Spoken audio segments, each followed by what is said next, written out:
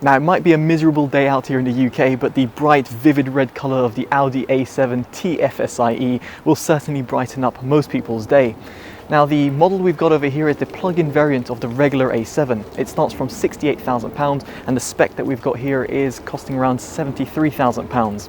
Now, it's worth bearing in mind that the normal A7 will set you back for £48,000, whilst if you were to spec it up to somewhat a comparable level to this car, you'd be looking at spending upwards of £58,000. Now, if you'd like a more detailed breakdown between the different level trims and a bit more information about the car, do check out our full written review down below. It'll be on our website. Furthermore, down there you'll find a link to our Instagram. It's at TotallyEVNet. So if you do use that social media platform, we'd very much appreciate a follow. So without further ado, let's see if the Audi A7 TFSI is actually worth your money. Now, let's first start off and talk about the most subjective part of this review, the exterior design. Now, personally, I really like what Audi have achieved here with the A7 TFSI. It's got a both sporty look and one that looks premium. Its fastback or sportback design, no matter how you would like to call it, also give it a somewhat of a sporty edge from the side profile and from the rear. There's also a retractable spoiler as well, and we'll talk about that in just a bit when it comes to the performance of the vehicle and handling characteristics. The only thing I would say over here is that the front bonnet is pretty large, and that's because it houses the 4-cylinder engine which is inside. Now, this might not be a problem for those people who are normally accustomed to fastback or sportsback vehicles, but those people who are coming from, let's say, a smaller sized hatchback, it might take a little bit of getting used to, specifically when it comes to parking the vehicle. Now, moving inside the Audi A7 TFSI, it really oozes quality, very much like the rest of Audi's premium line, such as the A8 or even the e-tron. Here you've got a really nice metal looking dashboard, and you've got a nice trim around the steering wheel and even around the center console. As for technology, you've got a 10.1 inch touchscreen display which also has haptic feedback. It's very fluid to use, and it also supports Apple CarPlay and Android Auto. Now, in terms of audio, you've got a Bang & Olufsen system which is comprised within the Audi A7. Now, if you'd like a full detailed breakdown of how the audio system performs, do check out our dedicated audio review down below, or indeed on your pop-up banner. This is part of the Comfort and Sound Pack, which is around £1,900. Aside from the audio system, you also get 360-degree cameras and such as ambient lighting within the interior of the cabin.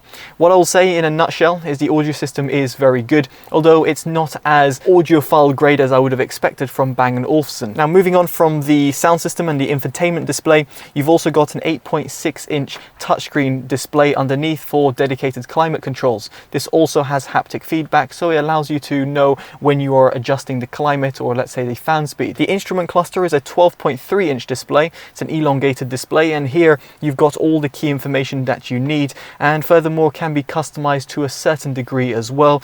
It's quite nice to see that how Audi have integrated the all-electric and the petrol variant in the power indicator, so therefore you can visualize when you are shifting between EV and the petrol, because, well, it's quite seamless. And yes, I will touch upon this in the performance segment of this review. In terms of safety systems, in the City Pack you also get Audi Pre-Sense, and you've got rear cross traffic alert, which essentially gives you a bit more peace of mind when you're pulling out of a junction, or indeed making a turn when you're going back on a parking lot. Now, this is an additional £1,375, just worth bearing that in mind, but that is included in this spec of the vehicle, and very much is a worthwhile investment, at least in my opinion, when it comes to a safety point of view.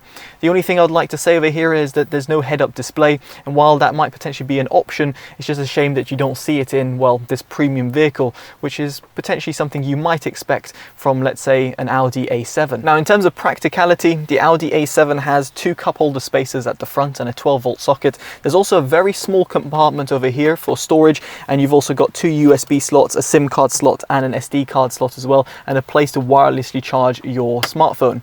It's great to see this, although the compartment's storage space is pretty limited, so therefore you can only fit, let's say, a smartphone or potentially some loose change. Sunglasses might be a little bit of a stretch. But on the plus side, on every single door, and there's 4 doors to be specific on the A7 TFSI, you can fit a 500 milliliter bottle. Here it's pretty limited. It's not like the Audi e-tron where you've got plenty of room to put, let's say, other valuables, but it's worth bearing in mind that you can fit a 500 milliliter bottle at least on the two front doors. Speaking of storage, the Audi A7 TFSI has electronically adjustable boot, and that can also be brought down. Now there's 380 liters of space at your disposal over here, and with the seats down it reveals 1,235 liters of space. Now while this will be plentiful for a lot of people, this is a bit of a downgrade over the non-electric variant, as in the regular Audi A7, which has 535 litres and 1,390 litres respectively. Now what about when it comes to seating comfort? Well, there are 5 seats in total, although saying that, the middle seat at the back is pretty stiff, so someone sitting here for longer distance drives won't be that comfortable. Now the same couldn't be said about the other 4 seats, specifically the front 2 seats, which are electronically adjustable with even lumbar support. And here these seats are not only well planted, in other words if you're going around country roads, but also are pretty soft and comfortable for longer distance drives, which is a really nice sign. As for legroom and headroom, I've got plenty of legroom at the back here. I'm just under 6 foot and I've got no issues whatsoever.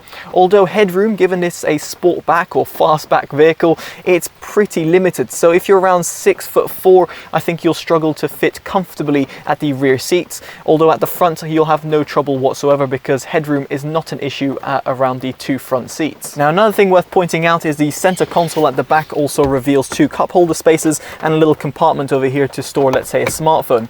If you are transporting longer goods, then you can bring this compartment down altogether and therefore have 4 occupants in the vehicle and, let's say, take a pair of skis or, let's say, some plasterboards or something. So worth bearing that in mind as well, which it is pretty practical and nice to see this compartment that can be brought down independently from the 2 rear seats. Now jumping inside the vehicle, let's talk about the cabin noise. Now first off, I will say that the cabin noise is kept to a minimum, whereby you don't really experience too much noise that creeps in, be it from the tires or even in terms of the A-pillars.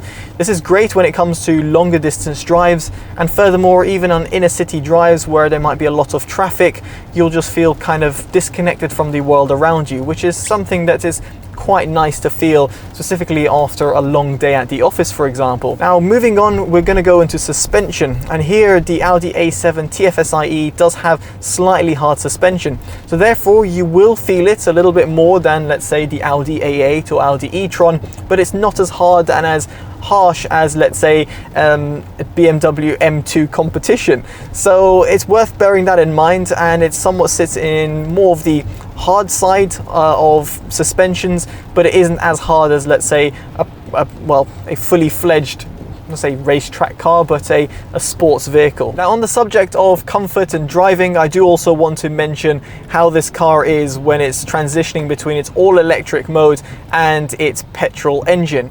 And here Audi have absolutely nailed the execution, because as a driver you won't be able to notice that shift, and furthermore the way that it does it is really intelligent. So when you're driving on the motorway, or let's say when you're inner city driving, it's going to resort to EV mode, while if you are really wanting the most amount of performance out of the car and you put your foot down, it will automatically transition to its petrol mode and therefore give you its full amount of power. I just feel like Audi should really be commended in this respect, because it's truly seamless and incredible. Now the same couldn't be quite said about its dual clutch transmission. There's a 7 speeds transmission to flick through if you do want through the flappy paddles. You can also access it through the gear selector if you so wish. But here what I found is when I was really putting my foot down around country roads and wanting to transition, let's say, between 3rd and 4th gear, it would take that little extra second to respond, which isn't the same that could be said about, let's say, some of BMW's models out there, which are truly fantastic in this domain and allow you to flappy paddle through all the gears that you so wish without even you noticing a shift in, well, well, between the lower and higher gears. Now, while this is a shame, I will say that most people will be probably driving this car in automatic mode or in S mode, and therefore letting the car do its thing on its own. So therefore, most people are not going to be going on the manual mode, at least in my humble opinion, but I could be mistaken. Do let me know in the comments below if you're someone who prefers driving in manual mode, or at least in Tiptronic mode. Now, aside from that, I will say that the car does really grip the road extremely well, specifically because you can activate a retractable spoiler. Now, the retractable spoiler essentially adds a little bit of extra downforce. Now, in inner city drives like this, you're not going to want to do that because, well, it decreases efficiency. But when you are on the country roads, then what you'll find is the car really grips the road just that little bit better when you enable that spoiler, and therefore brings down that extra bit of downforce that you might be a little bit craving, specifically given the length and size of this car. Now, when it comes to driving at speed, what I will say here is the Audi A7 TFSI does feel pretty nimble, although those people coming from its pure petrol variant will feel that it's a tad bit sluggish because of the extra weight that those battery packs add. Now, nevertheless, this car will get from 0 to 62 in around 5.6 seconds, or 5.7 seconds if you take it off its EV mode.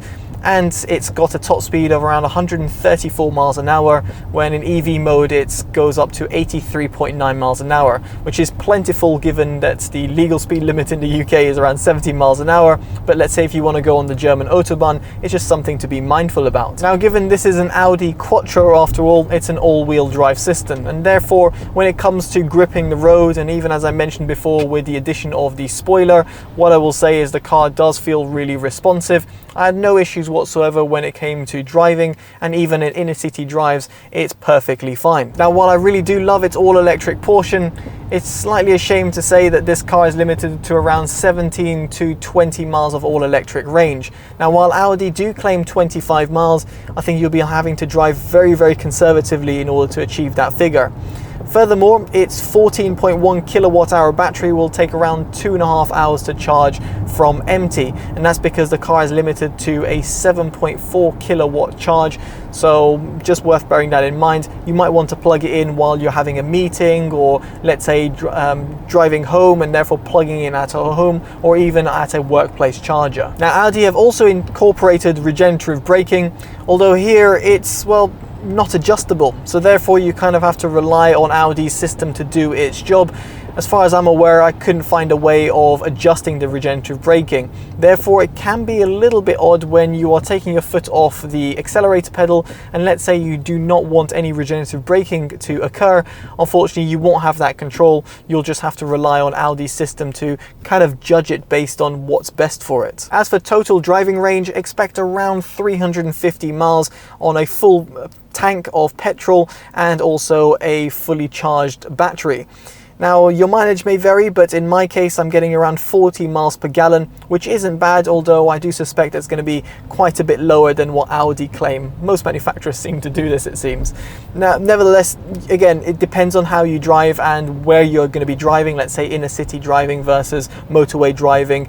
It really depends, and it's quite hard to kind of judge it. But in my case, in mixed driving conditions, in inner city drives like we've done today, and furthermore when I was going on the country roads and motorway, I got around 40 to 45 miles per gallon. Now, on the whole, what do I make about the Audi A7 TFSI? Well, what I will say is that it is a very luxurious feeling car.